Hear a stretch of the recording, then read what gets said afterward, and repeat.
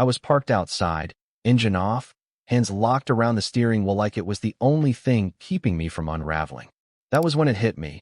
What we had wasn't just broken, it had never been real. Every smile, every lazy morning coffee, every muffled "love you" tossed from the bathroom while she straightened her hair, it all dissolved in my mind like paper in a downpour. I stared at the house. Our house. Porch light glowing like nothing was wrong. Curtains drawn. The wind moved across the lawn with quiet ease, indifferent to the wreckage unraveling just beyond the glass. And that's what crushed me. It wasn't a dramatic night. No big reveal. No screaming. No slamming doors. Just ordinary. Too ordinary.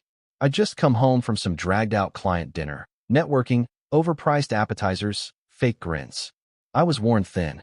All I wanted was to slide into bed beside my wife, feel her hand settle on my chest, and pretend we were still okay. Still whole. But the second I stepped inside, something shifted. The air smelled wrong. Cologne. A man's. Not mine. Not even close. I stood frozen, brain short-circuiting, refusing to connect the dots. I called her name. No answer. I checked the living room. Empty. Kitchen spotless. Nothing out of place. Then, soft. A creak. The back door. Careful. Like someone trying not to be heard. I moved. Fast. Out to the patio. And there, just slipping through the side gate, was a man. Tall. Hoodie pulled up. A shadow fading into the night. He turned briefly, maybe instinct, and the porch light caught his face. He saw me. I didn't chase him. Couldn't. I just stood there, gut twisted, blood iced. Seconds later, she stepped out, robe cinched tight, hair damp like she'd just showered. "Oh, you're home early," she said, as if the night wasn't unraveling at our feet. I didn't answer. She walked closer, brushing invisible lint from her sleeve with that fake calm she used when lying felt too exhausting. "Everything okay?" I looked at her, really looked, and she felt like a stranger. Not the woman who cried at old movies. Not the woman who used to text me good luck before big meetings.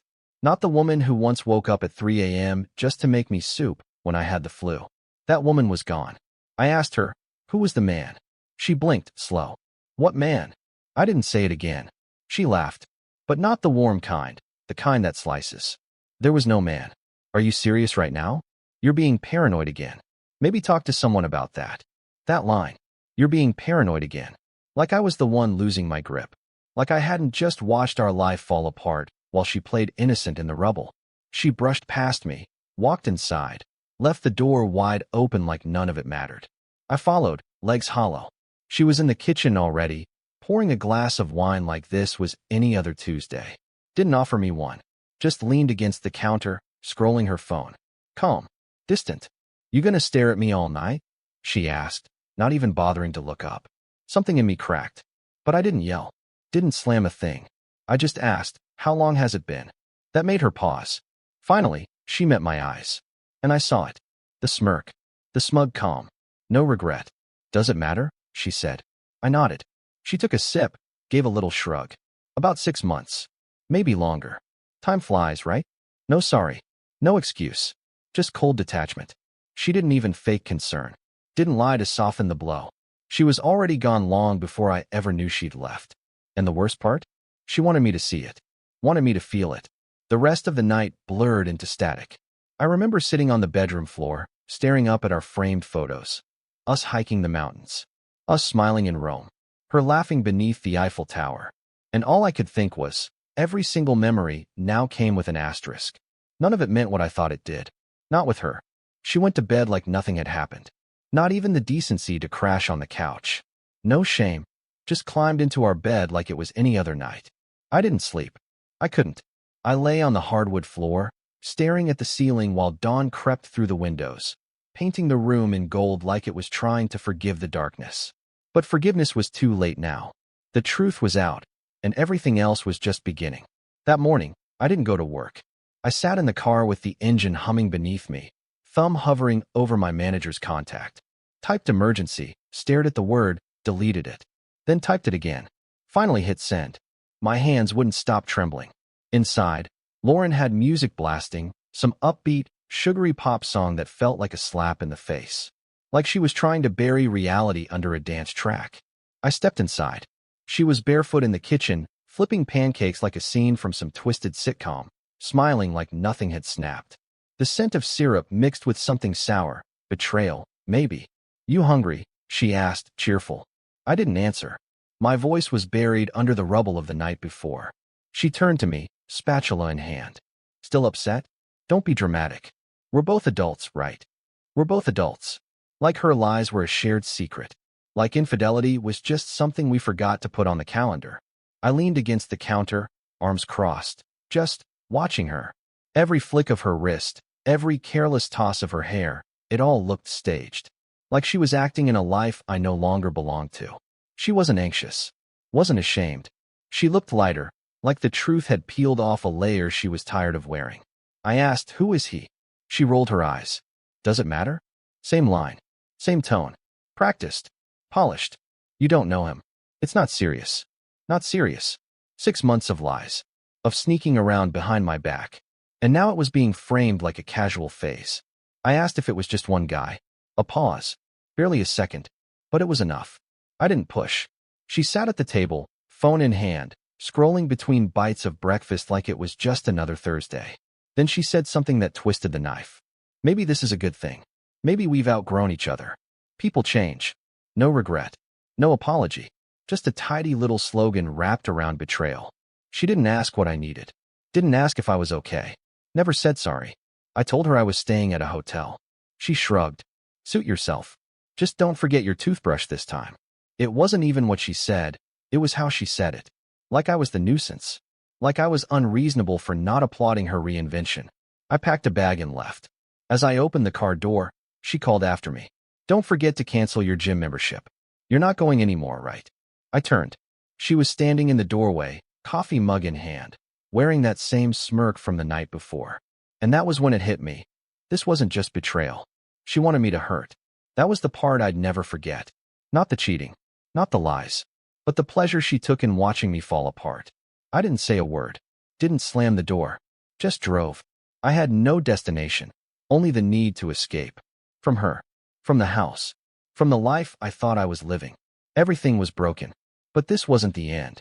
Not even close. I checked into a budget hotel off the freeway for the first few nights.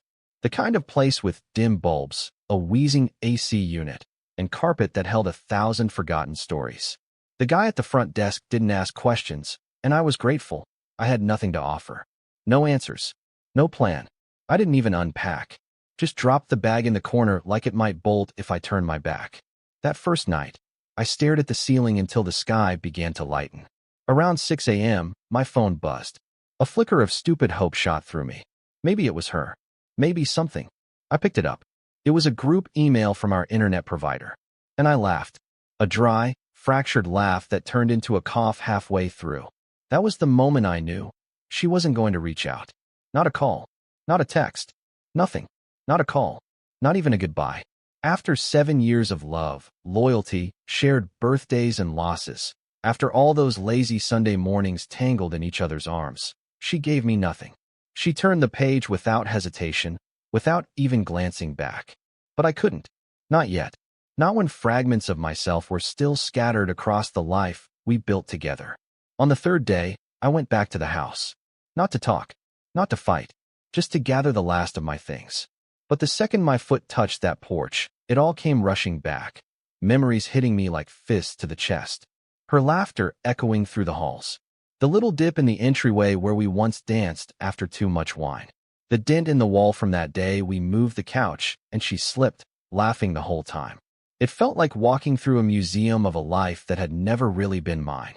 A monument to a lie. I used my key. Stepped inside. The silence was jarring. Too still, too sterile. No music. No perfume. Just air thick with indifference. Then voices, soft, upstairs. Hers. And his. I didn't want to hear them. God, I didn't want to. But my legs carried me anyway, slow and mechanical. I didn't go to the bedroom. Just stopped at the bend in the stairs, heart thudding like war drums. His laugh drifted through the closed door. Then hers, that laugh I used to live for. I left. Quietly. No words. No storm. Just walked away. Outside, the sun was bright and cruel. Mrs. Carlyle was out by her mailbox, wrapped in one of her signature cardigans despite the heat. She spotted me, and tilted her head with sad, knowing eyes. "Oh, honey," she said softly. "I'm so sorry. I stopped cold." "You knew?" I said. Her expression twisted with guilt. I didn't want to get involved, but she wasn't very discreet. Different cars. Different times. Sometimes late at night. I saw her. A few times. It felt like my veins turned to concrete. "How long?" I asked. She couldn't meet my eyes. "A year. Maybe longer." "I'm sorry. A year." I nodded, thanked her, and got in the car.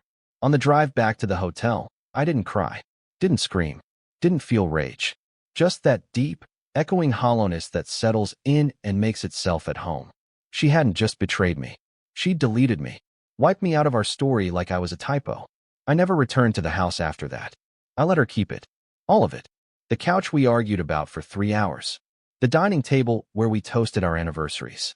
The photos I was sure she'd already taken down. The gifts I gave that clearly meant more to me than to her. I didn't want the bed. I didn't want the memories. I didn't want anything soaked in that false past. The next morning, I called my lawyer. Told him I wanted it clean, fast, final.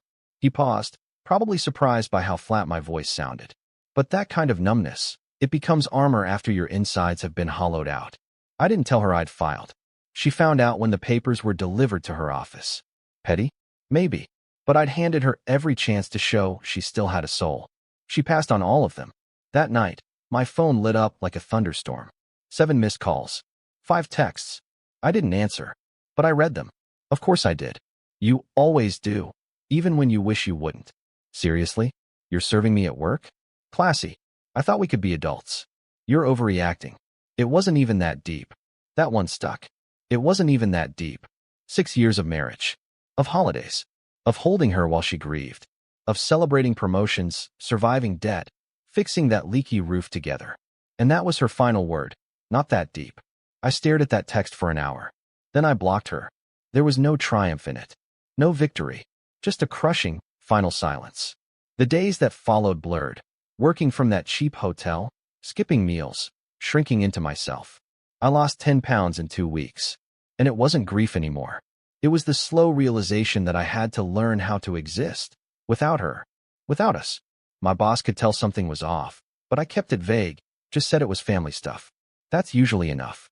No one digs deeper when you keep showing up and getting the job done. But the nights were brutal. Lying on that stiff hotel mattress with the hum of highway traffic slipping through the cracked window, I kept replaying moments, not the betrayal. That tape had already burned itself to ash. It was the smaller things. The night we stayed up building that IKEA bookcase, laughing and swearing over wine. The way she used to sneak up behind me while I was shaving just to steal a kiss.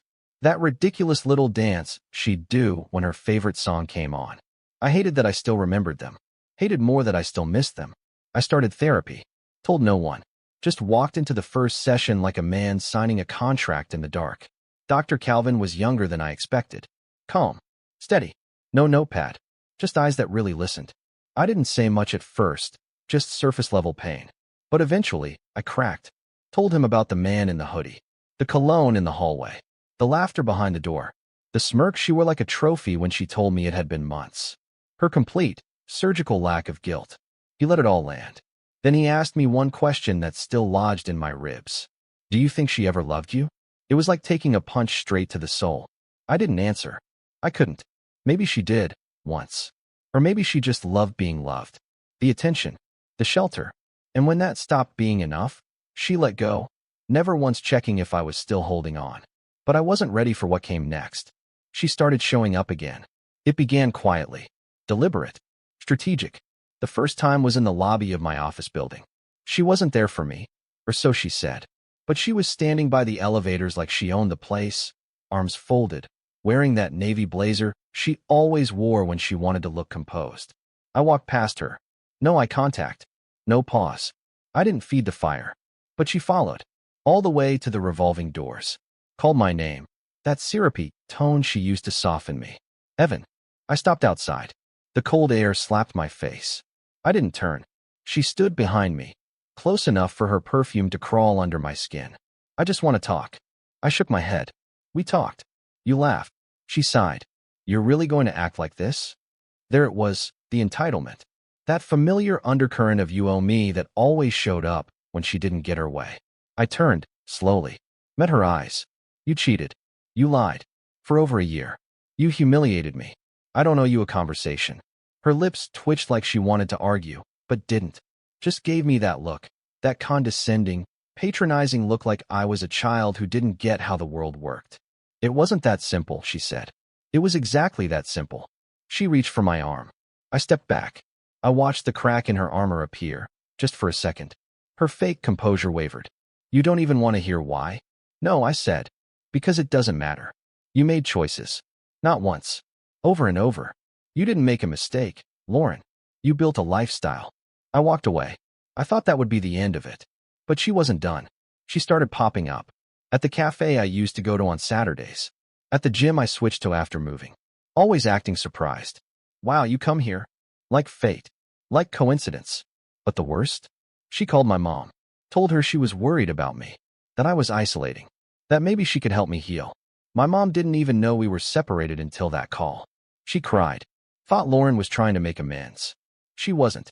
She was rewriting the story, painting herself as the one who tried, the one who cared, the one left behind by a cold, bitter man who couldn't let go. She wasn't done hurting me. She just wanted to do it under a new name. Dr. Calvin had warned me, told me people like her hate losing control, especially when they've skated through so much for so long.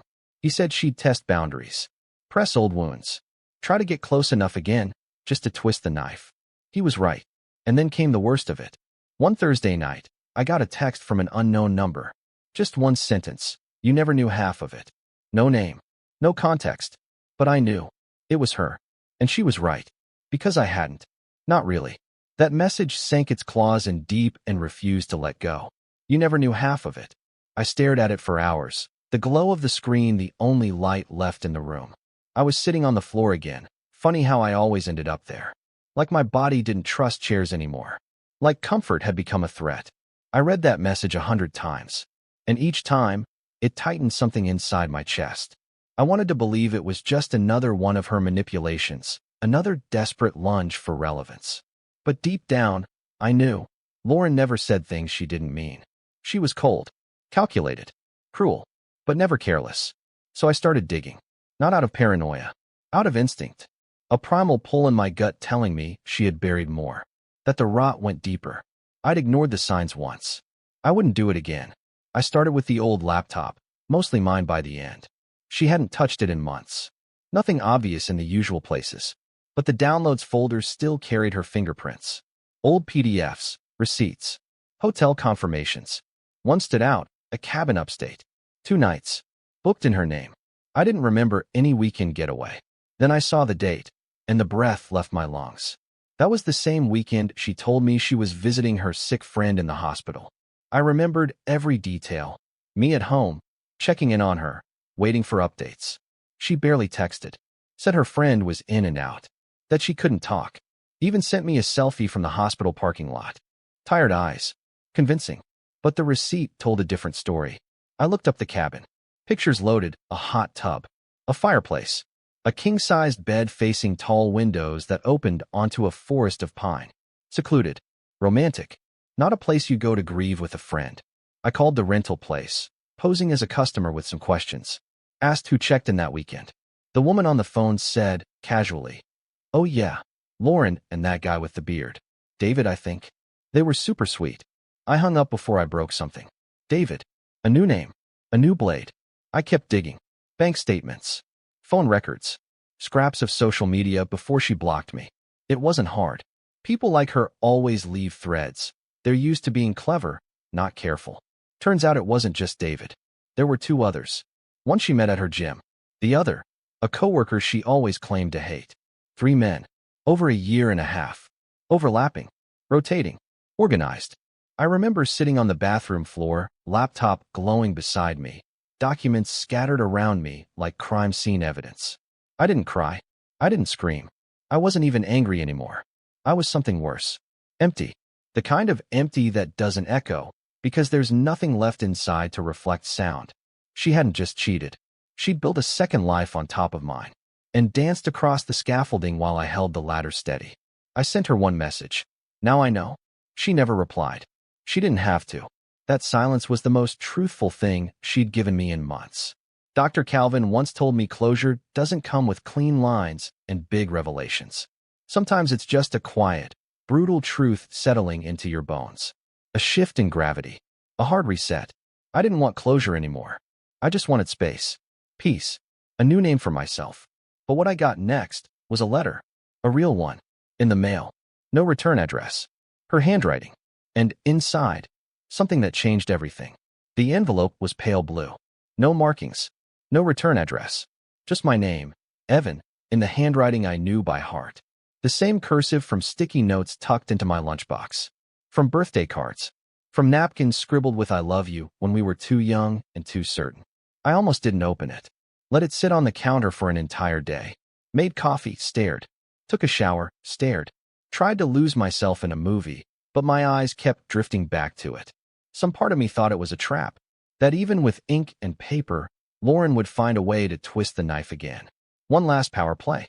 But curiosity has claws. And late that night, I unfolded it. Just one page. Folded once. No greeting. No sign-off. 4 paragraphs.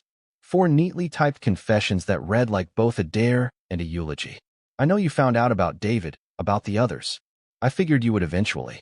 You were always smarter than you acted. That's not sarcasm. I mean it. You just like believing the best in people. And I stopped being one of those people a long time ago. I paused there. Let the words settle. She didn't say sorry. Didn't write I hurt you, or I was wrong. Just that she'd stopped being someone worth trusting. And somehow, that stung more than if she'd said I never loved you. What you saw, what you felt, it wasn't all fake. It just stopped being enough. You were dependable, loyal, steady. And I know that's what most women say they want. But I wanted more. I wanted chaos. Excitement. Someone who looked at me like I was dangerous. And you looked at me like I was safe. That line cracked something deep inside me. Because it was true. I had looked at her that way. Like she was home. Like she was the anchor in a world that didn't stop spinning. I never chased her drama. Never worshipped her storms. I simply loved her. Quietly, consistently, the way you love something you plan to build a life around. But she didn't want to be trusted. She wanted to be chased. You were never meant to be the bad guy. You didn't deserve what I did. But I did it anyway. And the sickest part is, I never really thought you'd leave. I figured you'd get mad. Sleep it off. Forgive me like always. I underestimated you. That's on me. Those words didn't sound like guilt. They sounded like a thief mourning the loss of their favorite mark. Regret that the game ended, not that it was ever played. If this helps you hate me, good. If it helps you forget me, even better. I don't expect forgiveness. I just needed to tell the truth at least once before this whole thing disappears. Because whether you believe it or not, I do remember the good parts. And I know you'll find someone better. You always deserve better. I just wasn't brave enough to tell you that while I was tearing it all apart. No name. No date. No signature. That was it. I set the letter down slowly, like it might combust in my hands. Then I just sat there, breathing, not crying, not angry, just still. For the first time since everything shattered, I felt clarity. Not comfort, not healing, but clarity. She hadn't cheated because I lacked something. She cheated because she craved the high of being desired at any cost. Even if it meant lighting our life on fire and watching me burn with it. And now, finally, I could stop questioning. Stop looking for missing puzzle pieces in a box she'd already emptied. I hadn't failed her. She had failed me. I didn't keep the letter.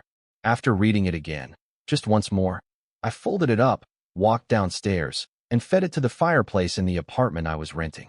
No music. No dramatic monologue. Just flame. A flick of the lighter, and the page curled into black. Watching it vanish was the closest thing to peace I'd felt in months. It wasn't revenge. Wasn't closure, either. It was finality. The burning of the last thread connecting me to a ghost I'd been talking to in my sleep. And no, life didn't magically get better. That's what no one tells you. There's no clean slate. No morning that erases the ache. The pain doesn't vanish. It just settles. Moves into a quieter room inside you. One you rarely visit, but never really forget how to find. But still, things shifted. I started taking care of myself again. Real meals, not gas station snacks and caffeine on repeat. I went back to the gym. Started writing, something I hadn't touched in years. Dr. Calvin once said the mind needs outlets or it'll rot from the inside out. He was right. I began saying no to things. Small things. Drinks with people I didn't like. Conversations that drained me. Apologies I didn't know. There's a quiet power in that. Learning the value of your own peace. Then came the invitation. Jenna, an old college friend, was getting married. A coastal summer wedding. The kind where every familiar face shows up with a new last name, a new partner, a life that somehow kept going while you were stuck rebuilding from rubble. I almost didn't go, but something in me said do it. Not for nostalgia, not for the open bar. For me. I showed up in a navy suit, clean-shaven, no expectations.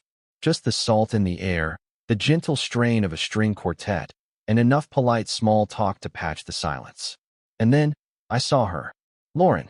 3 years since the first crack. A year since I left her house. 9 months since the letter. She stood near the bar in a pale green dress, elegant, calculated. Her hair was longer, but her expression? Still sharp with pride, still built on the illusion of control. Until she saw me. She froze. Wine glass lifted halfway. Her mask slipped. Just like that gala night. Her hand shook. The glass lowered. Her lips parted like she had something rehearsed, something polished, but nothing came out. Her date, tall and bored with slicked hair, said something. She didn't answer. Just kept staring, like I was a ghost she used to command, and now couldn't touch. That's when I knew. She didn't miss me. She missed the hold. The sway. She knew she'd lost something she could never reclaim. I didn't go to her. Didn't nod. Didn't offer closure. I met her gaze. Held it for a beat. Then turned back to the people I was talking to. Because I didn't need her regret. I didn't need revenge. I had my life back. Weeks later, I found myself sitting alone at an old park I used to visit when I needed clarity. I didn't plan it. Just ended up there one quiet Sunday, coffee in hand, nowhere to be. The kind of afternoon where the world feels paused. Like even time is catching its breath. A family nearby played in the grass, kids chasing each other, a couple sharing strawberries, untouched by the weight of heartbreak. I watched them, not with envy, just presence. That used to be me. That used to be us. Before the rot. Before the fire. But something had shifted.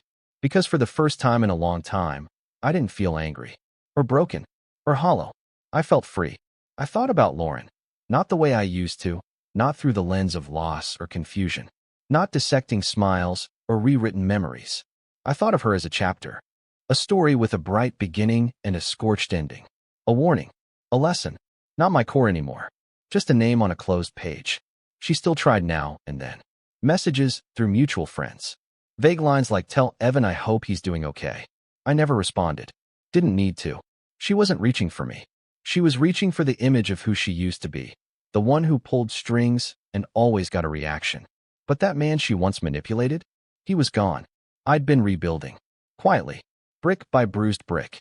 I reconnected with old friends. People I'd let go during the Lauren years. Some because she didn't approve. Others because I didn't have the spine to push back. They welcomed me with cautious kindness. The kind you offer someone who's crawled out of wreckage. I apologized where I needed to. Let go where I had to. Forgave the parts of myself I'd hidden away. Even started dating again. Nothing serious. A coffee here. A concert there. At first, I saw shadows of her in everyone. Red flags where there were none. Waiting for the twist, the lie, the manipulation. But not every woman is a Lauren. And slowly, I allowed myself to breathe. To trust, not blindly. But not bitterly either. Therapy helped. Writing helped. Time helped. But what helped most was this. Finally understanding that what happened to me wasn't about what I lacked. It was about what she couldn't hold. Her emptiness. Her choices. Her damage. And I had finally stopped carrying it. There's this quote I read once. When someone shows you who they are, believe them the first time. I didn't. But I do now. And if anyone asked me what the biggest lesson was, I'd say this. If you have to beg someone to treat you like you matter, you already don't. The end of this story doesn't come with fireworks or a perfect sunrise walk with the one. Real life doesn't work like that. Healing comes quietly. It lives in your choices, the ones no one sees. It's waking up one random morning and realizing the pain isn't strapped to your chest anymore. That you're breathing, fully, freely, for the first time in what feels like years. The last time I saw Lauren, really saw her, was almost laughably mundane. A mutual friend's birthday party. I debated going. Not out of fear, but because I finally didn't need anything from her. No apology. No closure. Nothing. But I went. She was already there when I arrived, standing in a polite circle of people pretending they hadn't witnessed the wreckage. She saw me walk in, and for a second, the room went still, like even the air paused. But she didn't move, and neither did I. Two strangers now, who once knew each other so intimately it rewrote our DNA. And yet, we didn't share more than a passing glance. And that was it. That was the moment I knew I'd truly let go. No spiral. No flashbacks. No ache. No urge to ask why. I already knew why. I knew all of it. Knew who she really was beneath the charm, the stories, the half-smiles built on lies. And that knowledge didn't make me angry anymore. It made me free. I stayed a while, caught up with old friends, laughed, ate cake, left before midnight. Driving home, windows down, music low, I felt something I hadn't touched in years. Peace. Not the pretend kind. Not the numb, silent truce you strike with yourself to survive. Real peace. The kind that grows in the place where your rage used to sit. Weeks later, she messaged me. A DM on some old account I'd forgotten even existed. You were the best thing that ever happened to me. I just didn't know how to handle it. I didn't reply. Not because I didn't care. Because, finally, I cared about me. So this is where it ends. Not with revenge. Not with bitterness. But with truth. If you're reading this, and you're where I was, lost, betrayed, hollow, hear me. You will survive this. You will rebuild. And one day, you'll look back at the person who shattered you and realize they didn't destroy you. They just taught you what you'll never tolerate again. You'll stop checking the door. Stop looking back. Stop rehearsing words for someone who doesn't deserve the sound of your voice. You'll wake up one day and find yourself. And that version of you, they don't get to touch. Not ever again.